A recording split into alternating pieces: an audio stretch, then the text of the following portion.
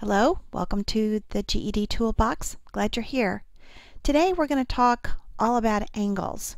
We're going to define some angles. I'm going to give you some definitions of 5 different angles that you're going to need to know about, and we're going to identify the parts of an angle.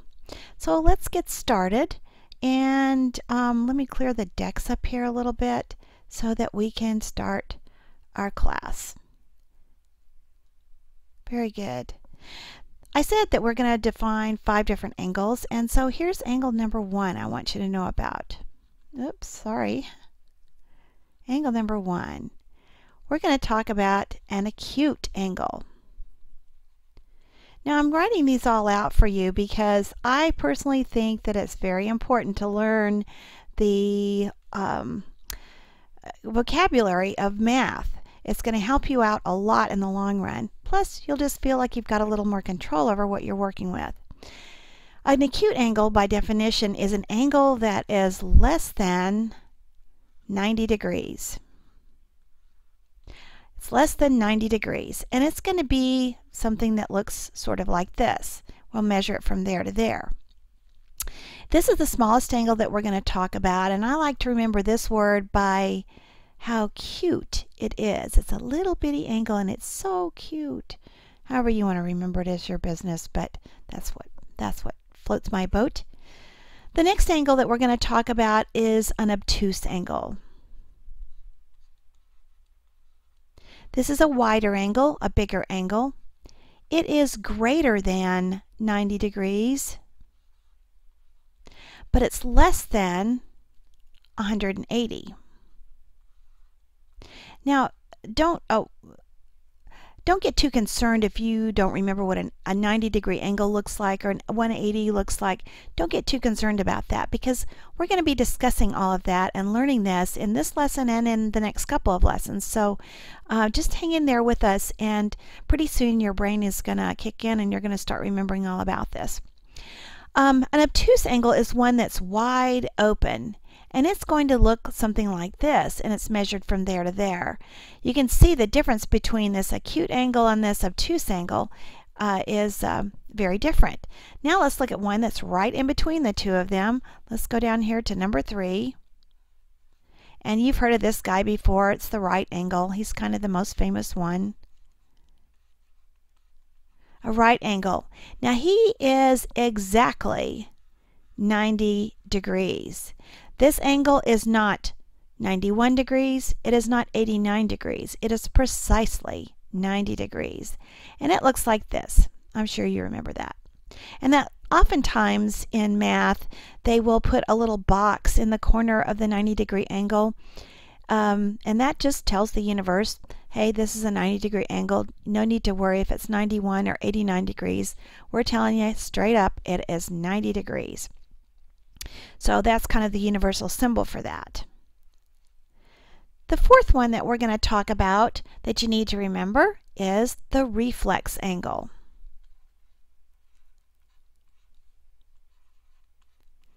Now the reflex angle is pretty self-explanatory. It is greater than 180 degrees, but it's less than 360. A reflex angle looks something like this, and it's measured from here to here. And you can see from that that it just bends itself backwards. It flexes. And the last angle that we're going to define today is a straight angle.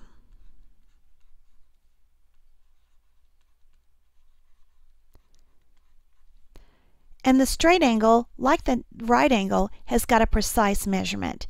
It is exactly 180 degrees. And let me draw you a picture of it right here. La la. But wait a minute, that looks like a straight line. You're exactly right. It is also a straight angle. And if you measured it from here to here, it would be exactly 180 degrees. So take a look at these again. The acute angle, less than 90. Obtuse angle, greater than 90 but less than 180. The right angle is exactly 90 degrees. And the reflex angle, greater than 180 and less than 360. And the straight angle is 180 degrees.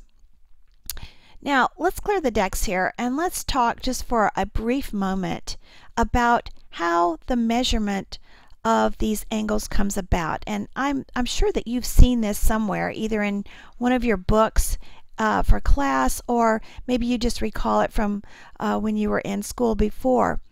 But all of these angles relate to a circle, and if you were to divide this circle into 360 equal parts, that's the standard by which we measure angles. If you had, remember our 180 degree straight angle? If you had one of those straight angles and you put it right either horizontally or actually at any angle, if it went from one side to the other straight across, it would be 180 degrees. And that is exactly 1/2 of a 360 degree circle. If you were to divide that circle, sorry, I'm not a straight line maker.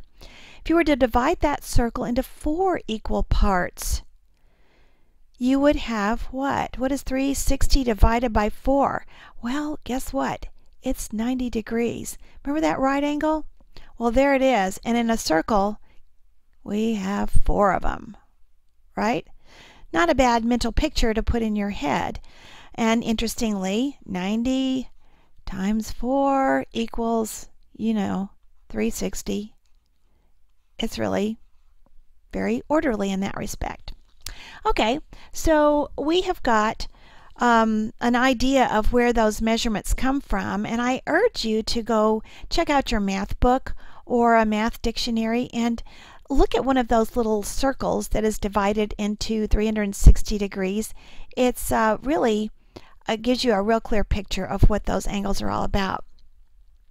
Now, real quickly, let's talk about the anatomy of an angle.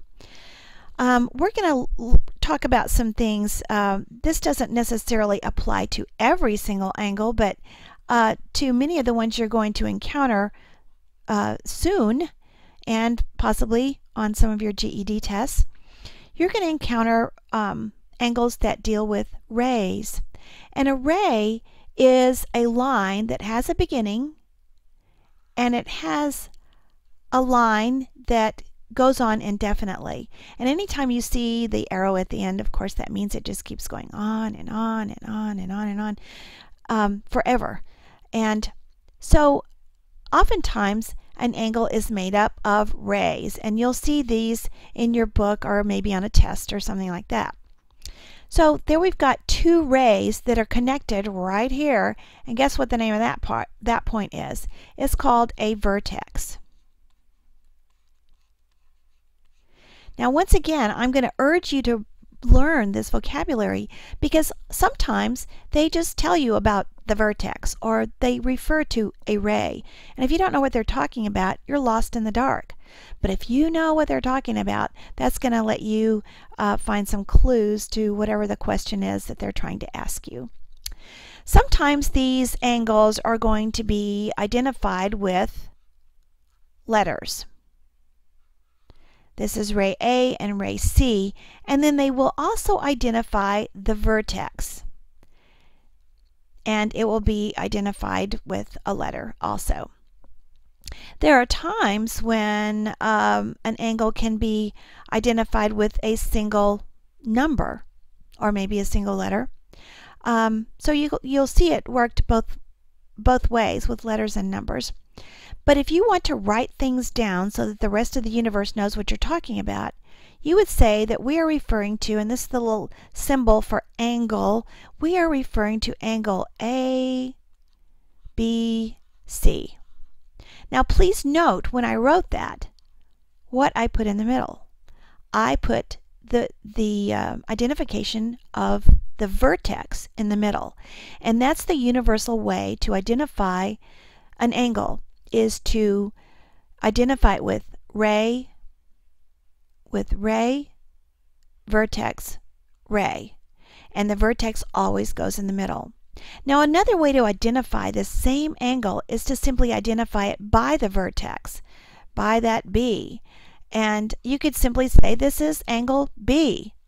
And its name would be derived from the vertex identification. You could also identify this as angle 3 if the identification was inside of that angle. Any of these ways is correct. And technically speaking, you could even identify this angle as angle CBA, I suppose, but a lot of times, maybe even most of the time, they are listed in alphabetical order.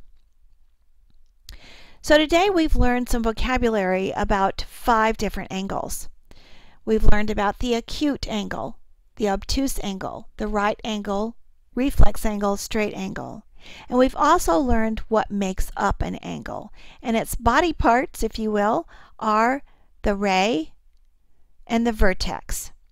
Now, don't get confused, because later on when we start talking about triangles, which is racing up on us, we are not going to talk about rays. We are going to talk about sides of the triangle and where the corners meet, that vertex.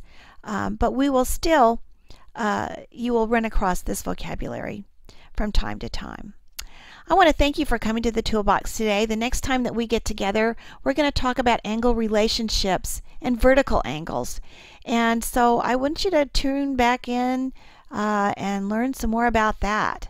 But for now, I just want to tell you thanks for coming, and I hope that you got some good information out of our video today. Please come back again.